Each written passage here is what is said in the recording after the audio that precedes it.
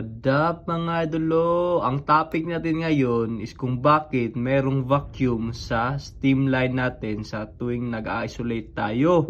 Ang magiging example natin dito is itong bunker tank steam heating line.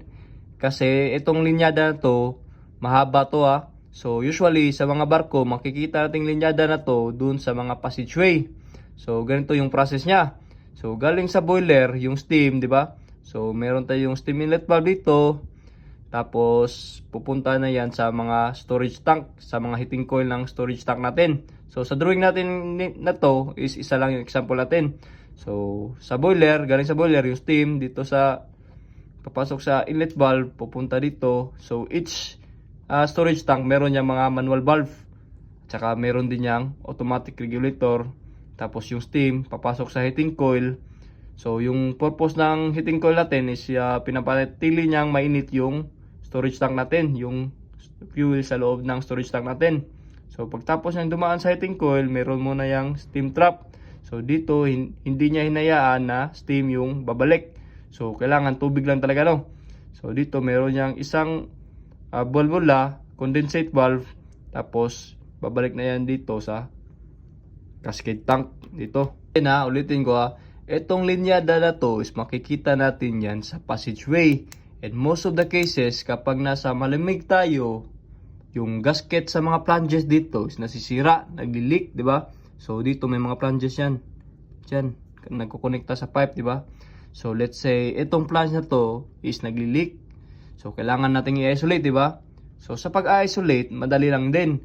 So una, i-close muna natin yung steam inlet bago yung condensate outlet valve. Kasi nga, kapag inuna mo tong condensate valve na i-close, may hammering na mangyayari. So again, dapat unahin nyo yung steam bago yung condensate valve sa pag-isolate. So let's say na sarado mo na tong dalawa.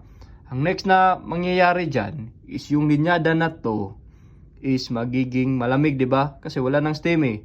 So habang lumalamig yan, nagiging condensate yung steam. Habang nagiging condensate yung steam, dito sa linyada na to is nagkakaroon ng vacuum. 'Di ba? So kapag nag-drain kayo, minsan may tubig na lumalabas, minsan naman wala.